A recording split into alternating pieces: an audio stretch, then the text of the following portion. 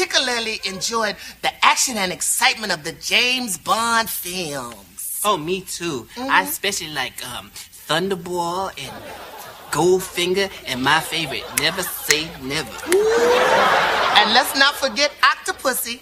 Hated it.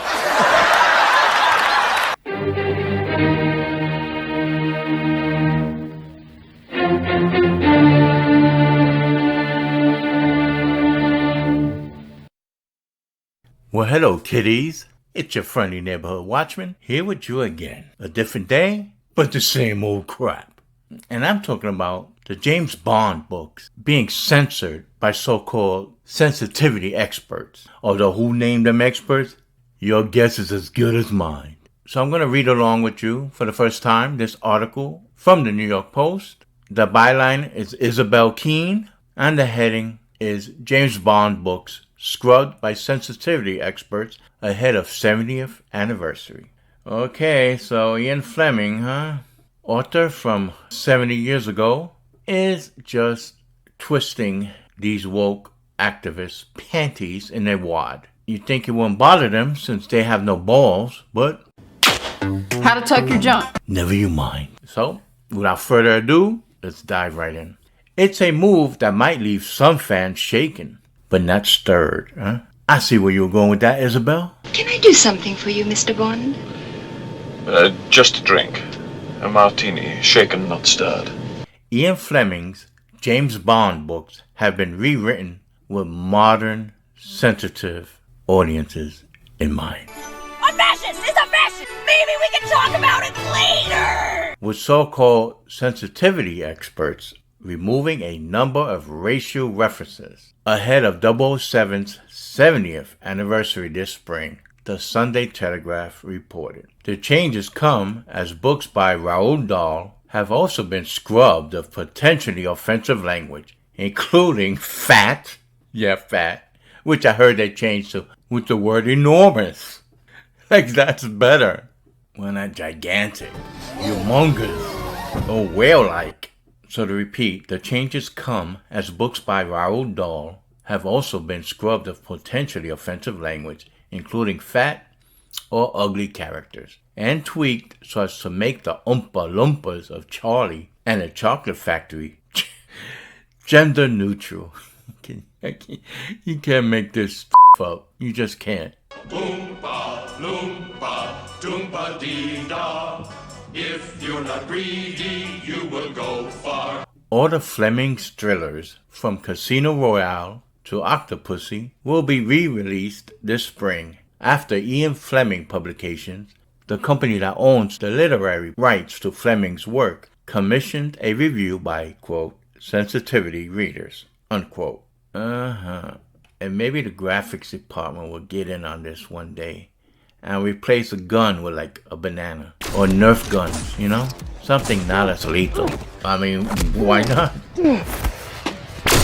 The new versions of the classic novels would include a disclaimer that reads, "This book was written at a time when terms and attitudes which might be considered offensive by modern woke lobotomized readers were commonplace." It adds a number of updates have been made in this edition, while keeping as close as possible to the original text and the period in which it is set.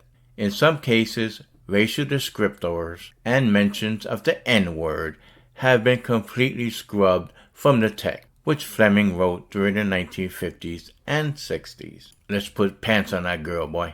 We don't need a sexualized way, man.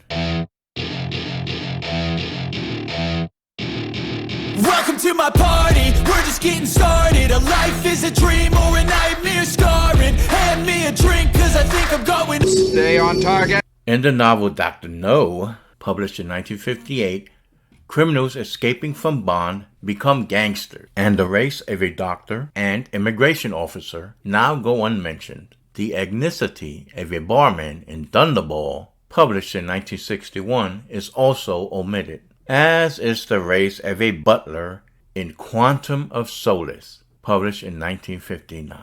Thank goodness they saved us all with these horrible descriptions. Revisions to the Bond books depend on the market. In America, edits include toned-down sex scenes. Boy, this is 1984, I'm telling you. And modified racial references in Live and Let Die. Yep, but they won't be doing shit like this in China and Russia. I guarantee you that.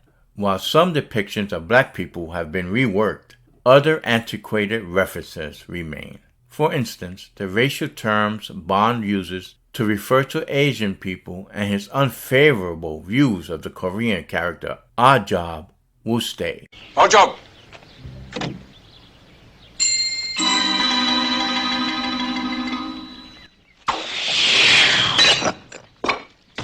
As will his remarks about the sweet tang of rape and homosexuality being a, quote, stubborn disability, unquote, according to the Telegraph. Can't say the N-word, but everything else goes. Ian Fleming Publications said, "We reviewed the text of the original Bond books and decided our best course of action was to follow Ian's lead.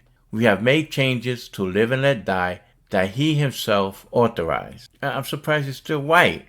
Oh, they gotta make him black. Following Ian's approach, we looked at the instances of several racial terms across the books and removed a number of individual words or else swapped them for terms that are more accepted today, but in keeping with the period in which the books were written. We encourage people to read the books for themselves when the new paperbacks are published. Yeah, not on your life. The new volumes are expected to be published in April. Look for the older volumes to go up in price on eBay. No one wants to read this censored crap, except for the soy people. And as usual, folks, when the opportunity provides, we'll go through a few comments. The first one by AC Rom.